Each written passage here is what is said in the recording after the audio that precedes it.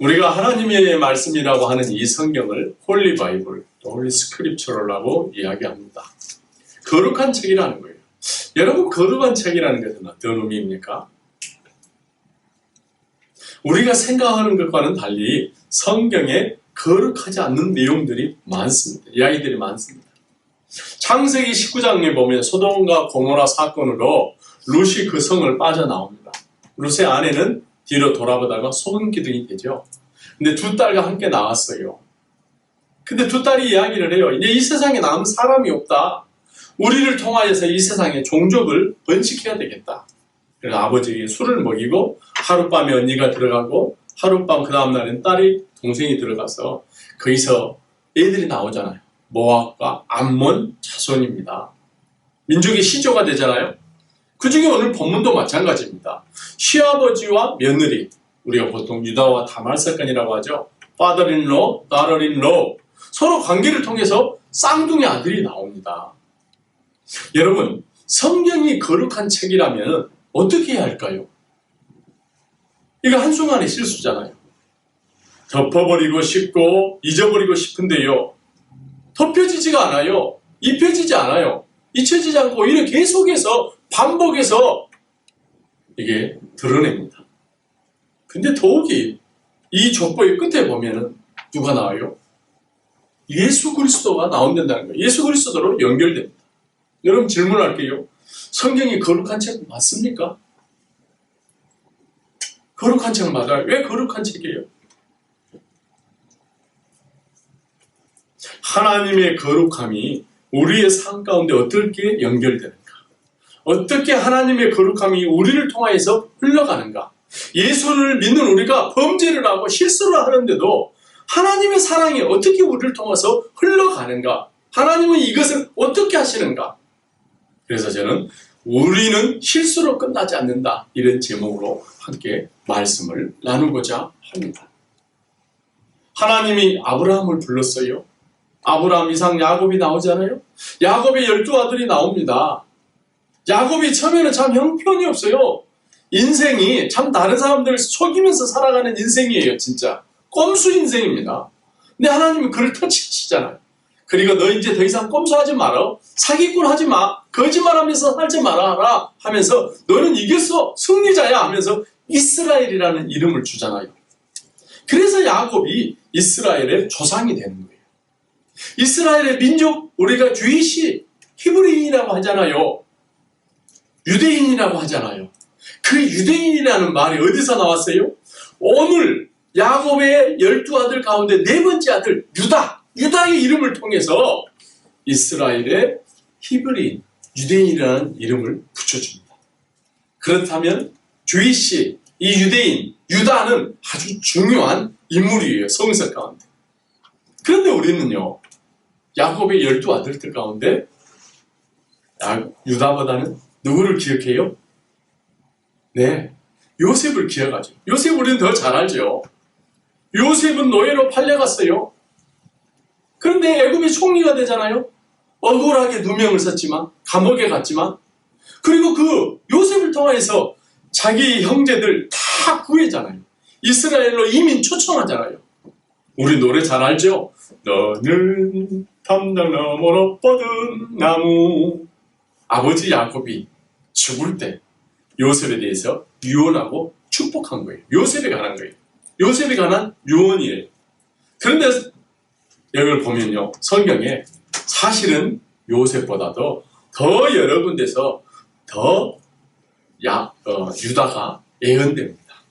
번복해서 나옵니다. 그러나 어쩌면 유다를 통해서 이스라엘의 역사가 흘러가고요, 유다가 3명의 형을 제치고 장자의 역할을 하게 됩니다. 그리고 그를 통해서 예수 그리스도가 나옵니다, 여러분. 그렇다면 여러분, 유다가 그럴 만한 자격이 있나요? 쉽게 말해서 어떤 거룩합니까? 능력이 있어요? 인격이 갖추어져 있나요? 오늘 본문 창세기 38장에 보면요, 처음부터 끝까지 전체가 유다에 관한 이야기입니다. 형제들보다 뛰어나고 실수도 없고? 아니요, 그렇지 않아요. 우리는 당연히 그렇게 생각하고 어쩌면 그렇게 될 것 같은데 우리 생각과는 달리 유다는 본래 그런 인물이 아니었습니다. 그렇지 못했다는 게 오늘 본문에 나와요. 우리 다 같이 한번 38장 처음에 1절 한번 읽어볼까요? 시작! 그 후에 유다가 자기 형제들로부터 떠나 내려가서 아둘람 사람 히라와 가까이 하니라. 여기 보면은 형제들로부터 떠나 내려가서 가까이 하니라. 여기 보면은 그 문장 내에 반대적인 의미가 대조적으로 나와 있죠. 그게 무슨 이야기예요? 열한 형제가 아버지 야곱과 함께 사는데 떠나지 않아야 할 형제, 부모를 떠나버리고 가까이에서 안 될 사람을 가까이 사귀고 지내게 되었다는 거예요. 이방 사람과요. 여러분, 이게 바로 야곱의, 유다의 실수입니다. 실수입니다. 어쩌면 이건 실수라기보다는요, 큰 잘못이에요. 유다의 삶을 보니까요, 거룩함을 찾아볼 수가 없습니다. 여기 보면, 그런데 자기 형제들로부터 떠나 left his brothers. 아니, 아버지를 떠났다고 이야기해야 되는데, 다른 형제들은 다 아버지와 함께 있는데, 여기는 형제들을 떠났다고 이야기하는 거예요. 이게 무슨 이야기일까요? 형제들과 갈등이 있었다는 거죠. 형제들과 마찰이 있었다는 거예요. 함께 있기에 불편한 관계가 되었다는 거예요. 그래서 떠날 수밖에 없는 상황이 되었다는 거예요. 학자들은 여기에 대해서 여러 가지로 이야기하는데요. 굳이 학자들의 말을 빌리지 않는다 할지라도 이 창세기 본문 구조 속에서 보면 우리는 그 정황을 충분히 예측하고 이해할 수 있습니다. 38장 앞에가 몇 장이에요? 그렇죠. 37장이죠. 37장의 내용을 보면요. 요셉이 아버지의 심부름을 따라서 형들에게 갔어요. 근데 멀리서 형들이 자기 동생인 줄 알고, 사실 배다른 동생이죠. 아니, 배다른 동생을 따라서 진짜 미워하죠. 왜요? 너무 질투가 많죠. 왜요? 아버지가 편애적으로 그 아들만 사랑하거든요. 동생만. 그래서 형들이 모의를 해요. 가만두지 말자. 우리 해코지하자. 혼내주자. 아버지도 없는데. 그래가지고 어떻게 해요? 구더기에다 집어넣어버리잖아요. 37장에 보면 계속 그런 내용이에요. 팔려가고 보디발의 집에서 억울하게 살고 감옥살이 하고 누명 쓰고 바로의 시몬을 만나서, 신하를 만나서 감옥에서 다시 바로 왕을 만나게 되고 그렇잖아요. 근데 그 뒤에 또 계속 이게 38장에서부터 계속 끝까지 가는 거예요. 37장에서부터. 근데 그 사이에 38장이 유다 이야기가 나오는데 내용이 좋아요? 안 좋은 이야기예요. 실수한 이야기예요. 부끄러운 이야기예요. 있어서는 안 될 가정사 이야기입니다. 근데 거기에 딱 넣었어요. 거기다요. 왜 그랬을까요, 여러분? 부끄럽고 숨기고 싶지만 여기서 거론하고 넘어가지 않으면 안 된다. 반드시 짚고 넘어가야 될 중요한 문제라는 거예요. 성경의 전체 흐름을 보면 방금 이야기했듯이 유다는 열 형제들과 갈등이 생겼다고 했습니다. 그래서 거기서 구덩이 속에다 빠뜨려버려요. 얼마나 무서웠겠어요. 근데요, 그때 마침 미디안 상인들이 지나가는데 오늘 본문에 나오는 이 유다 네 번째 아들이 그렇게 이야기를 합니다. 야, 우리 동생이 이렇게 할 필요 없지 않느냐. 여기 지나가는 상인들이 있는데 저 사람들에게 팔아 넘겨버리자. 세상에 팔아버려요. 유다가 제안했어요. 그래서 형제들이 어떻게 합니까? 팔아버리고 유다의 옷을 벗겨가지고 염소를 잡아서 피를 묻혀서 나중에 아버지에게 요셉의 피를 묻혀서 염소에 피를 묻혀가지고 아버지 보세요. 이거 요셉의 옷 아닙니까? 이야기하잖아요. 아버지가 보고 어때요? 요셉이 짐승에 찔려서 먹여서 죽었구나. 아주 슬피 웁니다. 옷을 찢고요. 허리를 동이고요. 오랫동안 애통하고 아무리 아들들이 위로해도 소용이 없어요. 자기도 죽겠대요. 그래서 죽은 요셉으로 가겠다고 하면서 울면서 완전히 집안 분위기가 침통해져 버립니다. 어두워져 버려요, 여러분. 근데 점점 이런 시간이 흘러가면서요.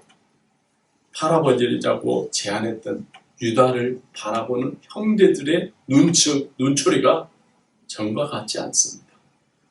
아버지는 매일 울지요. 아무리 위로해도 소용없지요. 그래서 그 책임을 형제들이 다 유다에게로 돌려버려요. 다 같이 동의했으면서, 그래서 유다는 더 이상 함께 있을 수 없어서 형들을 떠나서 가지 말아야 할 곳 이방 아둘람 마을에 가버렸어요. 형제들과 연락 두절하고 오히려 이방 사람 히라와 가까이 지내고. 거기서 끝나나요? 유다의 실수는 거기서 끝나지 않습니다. 우리 다 같이 한번 2절 읽어볼까요? 시작! 유다가 거기서 가나안 사람 수아라 하는 자의 딸을 보고 그를 데리고 동침하니, 형제들을 떠난 것으로 끝나지 않고요, 이방 여인을 만나는데, 그좀 본문이 보면 그래요. 수아라 하는 자의 딸을 보고 그를 데리고 동침하니, 분위기가 어떻습니까? 아버지가 자기 할아버지 이삭 이 결혼할 때 보면은, 또 아버지 야곱이 결혼하는 것을 보면은 전혀 다르게 결혼해요. 아주 중요하게 여기잖아요, 결혼을요. 신중하게 며느리를 선택하는데 유다는 딱 한 줄, 아니 한 줄도 아니에요. 한 어구예요, 어구. 보고 그를 데리고 동침하니, 오다 가다 만난 길거리에서 만난 사람처럼.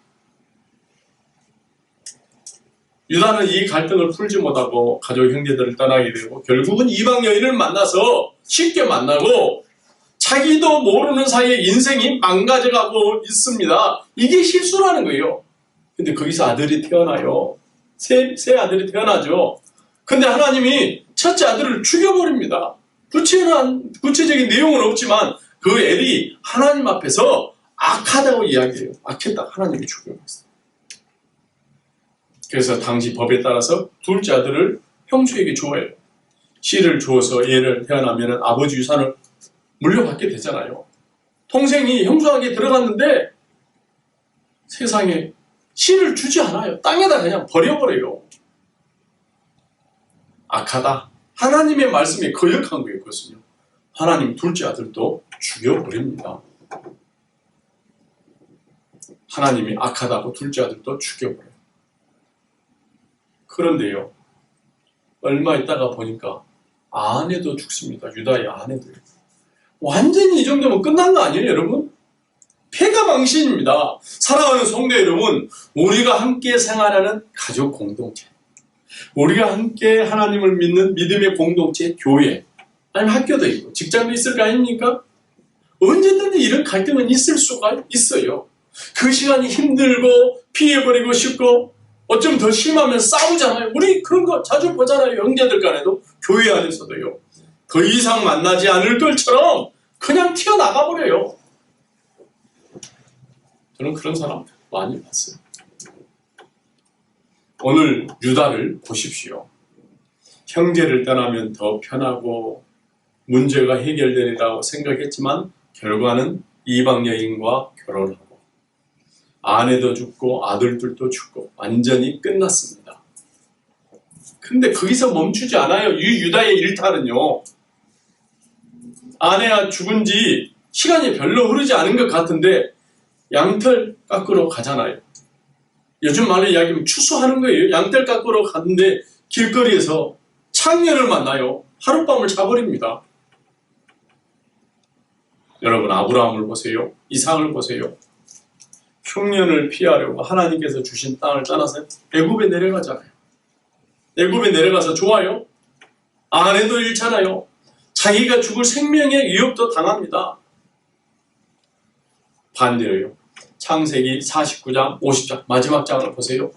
야곱이 죽어서 형제들에게 하나님께서 반드시 우리에게 이 땅을 줄 거야. 우리에게 주신 땅이 있어. 아브라함과 이삭, 야곱에게 준 땅, 우리 그쪽으로 가게 될 텐데 반드시 나 죽은 지 뼈에 묻은 이 해골 가지고 나가라고 하죠. 야곱은 죽으면서 나 여기다 묻지 말라고. 그래서 요셉이 형제들하고 다 같이 가서 가나안 땅까지 가서 묻잖아요. 장례식을 치르잖아요. 여러분, 시편 기자의 고백을 볼까요? 하나님이여, 사슴이 시냇물을 찾아 헤매듯이 갈바밤같이 내 영혼이 주를 찾기에 칼급하나이다. 내가 어느 때에 나아가서 하나님을 배울까? 상황이 좋아요? 안 좋지요? 사방에서 공격합니다. 나를 죽이려고 합니다. 목말라 죽을 지경입니다. 주위 환경과 타협합니까? 타협하면 좋겠죠. 짜가면 좋아요. 쉽게 넘어갈 것 같아요. 그런데 그렇지 않습니다. 시편 42편 3절 사람들이 종일 내게 하는 말이 내 하나님이 어디 있느냐 하오니 내 눈물이 주야로 내 음식이 되었도다. 42장 5절 시편 내 영혼아 내가 어찌하여 낙심하며 어찌하여 내 속에서 불안하여 하는가. 너는 하나님께 소망을 두라. 그가 나타나 도우심으로 말미암아 내가 여전히 찬송하리로다. 아멘. 낙심이 됩니다. 사람들이 비웃습니다. 불안합니다. 그렇지만 하나님께 소망을 둔대요. 하나님의 얼굴을 구하겠대요. 하나님께 더 가까이 붙여 있겠다고 합니다. 그런데 유다는 그렇게 하지 못했어요. 실수했어요. 잘못했어요. 사랑하는 성도 여러분, 하나님을 떠난 것이 죄입니다. 하나님을 떠나면 자유가 아니라 사단의 종이 됩니다. 좀 힘들다고 불편하다고 보기 싫은 사람 때문에 나 여기 있을 수 없다고 떠나면 그것은요 결국 신앙을 떠나게 돼요. 하나님을 떠나게 됩니다.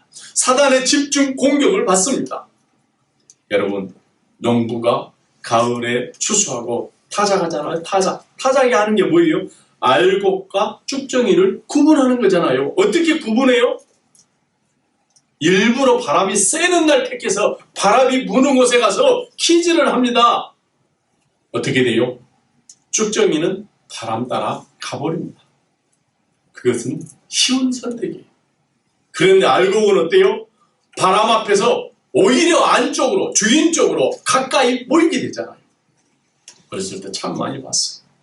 어려울수록 믿음의 결단을 통해 주님께 가까이 가고 믿음으로 가정과 교회를 든든히 세우는 주의 백성들 모두가 되기를 축원합니다. 아멘. 감사합니다. 아멘. 아멘.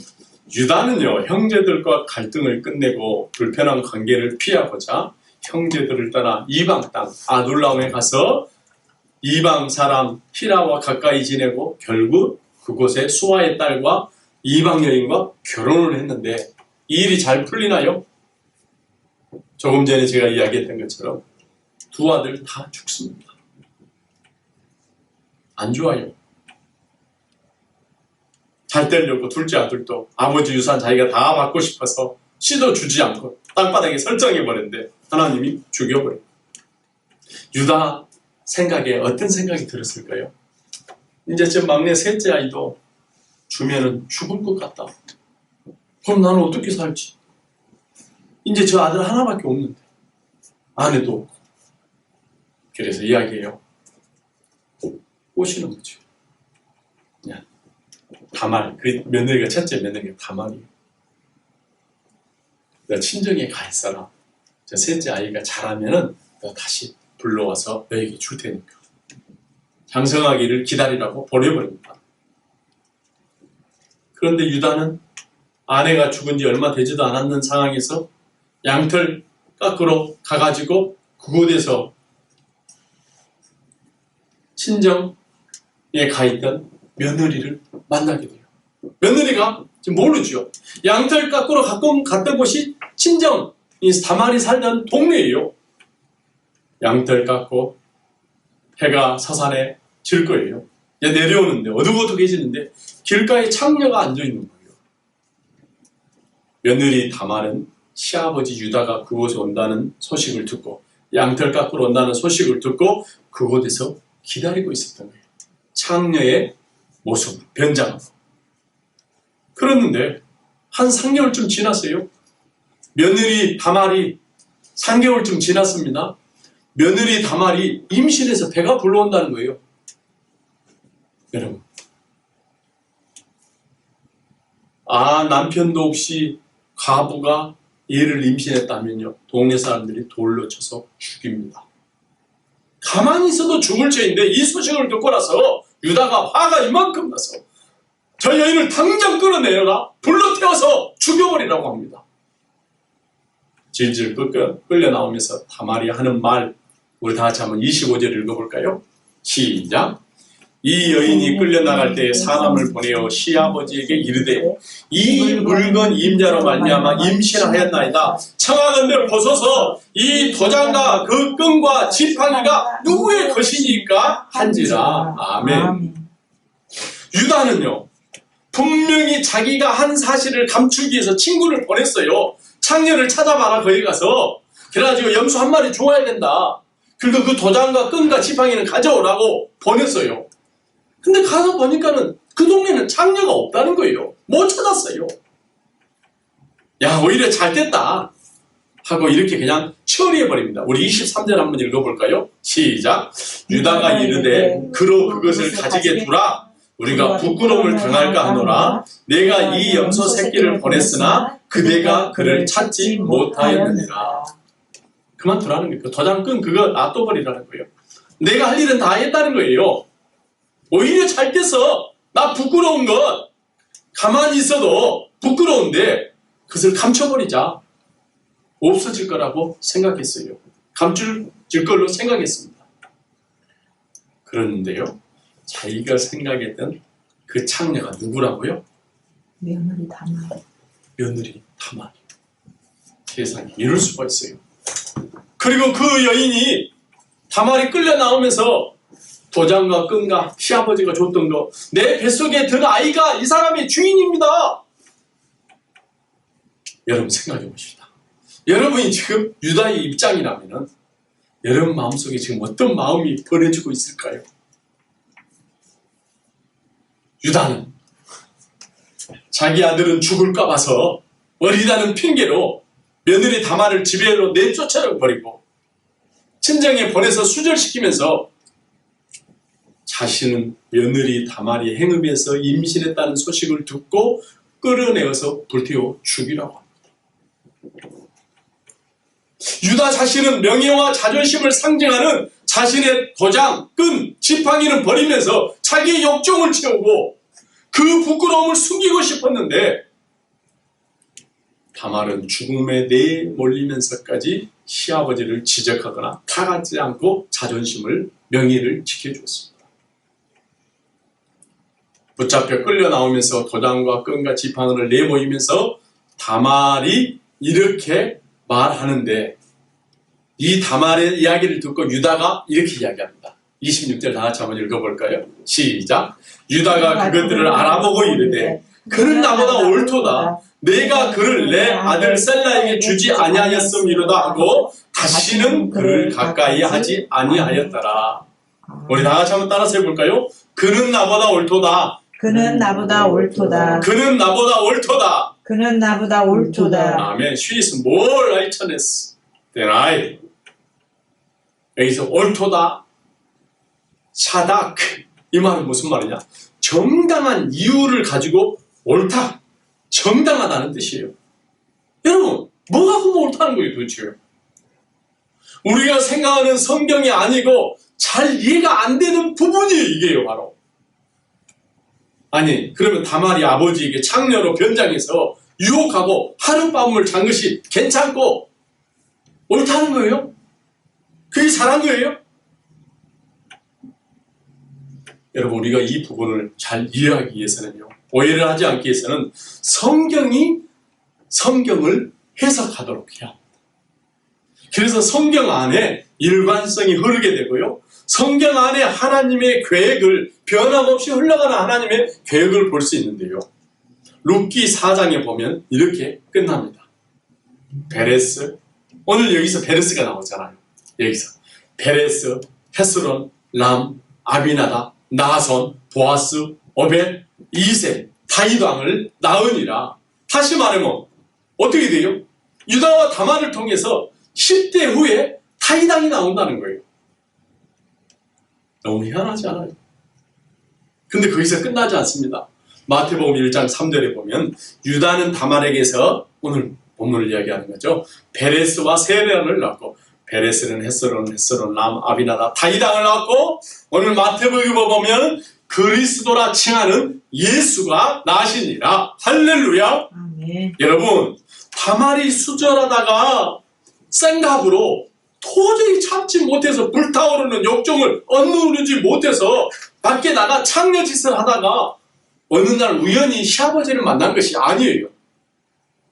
수절하고 친정에서 조용히 지내고 있는데 어느 날 시아버지가 이곳에 온다는, 양떼가 끌어온다는 소식을 듣고 일부러 나가서 그 길목에서 기다리고 있었어요. 장녀처럼 변장.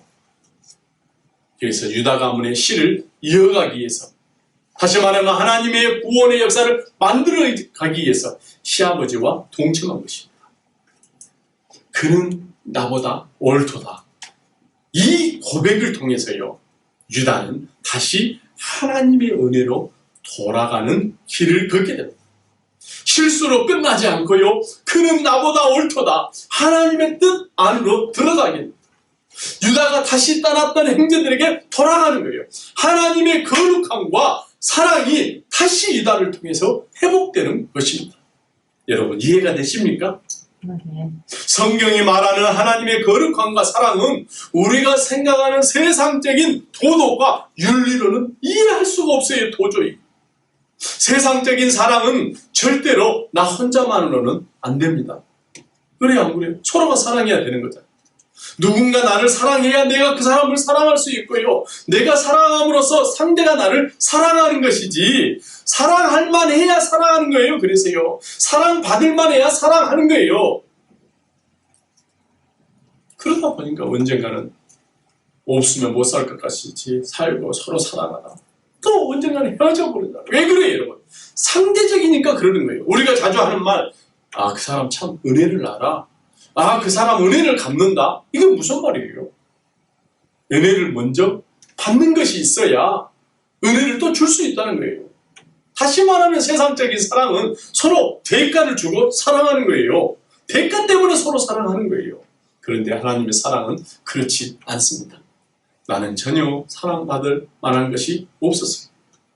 우리는요, 오히려 찔림을 당해야 하고요, 상함을 받아야 하고요, 채찍을 받아야 하고요, 징계를 받아야 하고요, 미움받아야 되고요, 칠감을 받아야 하는데 하나님이 나를 그냥 아무 말 없이 그냥 받아준 사랑인 것입니다.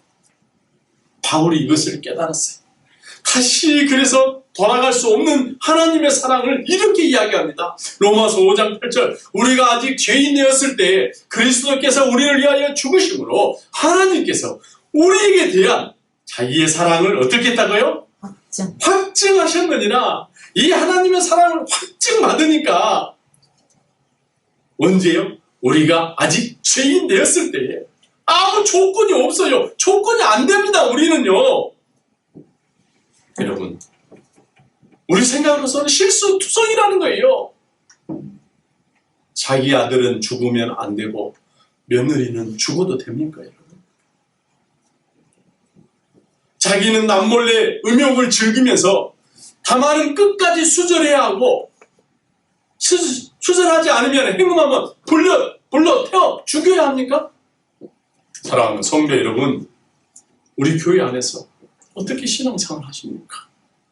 오늘 주일날 어떤 마음 가지고 오셨어요? 여러분 가족 안에서 함께 구성원으로서 어떻게 살아가십니까? 다말은 시아버지의 말대로 불태워 죽을 각오를 하고 가문을 이어가기 위해서 씨를 받은 거였어요. 성도 여러분, 이게 하나님의 구원의 역사입니다. 나를 구원하기 위한 윤리와 도덕으로는 전혀 이해가 안 되는 나를 구원하기 위한 생명을 건 하나님의 사랑입니다. 우리가 실수해도 하나님은 실수 가운데 함께 하시고 실수로 끝나지 않게 하십니다. 아멘. 아멘. 이게 우리가 받은 사랑입니다.